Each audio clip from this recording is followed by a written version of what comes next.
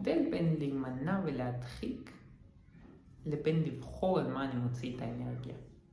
ברגע שאני נמנע ממשהו ומדחיק אותו, זה דוגמה אם יש לי בעיה מסוימת, יש איזו סיטואציה, יש מאתגרת, יכול להיות בזוגיות, ואני אומר, אוקיי, אין לי כוח לזה, בוא נתרחק, בוא לא נהיה בקשר, בוא ניפרד.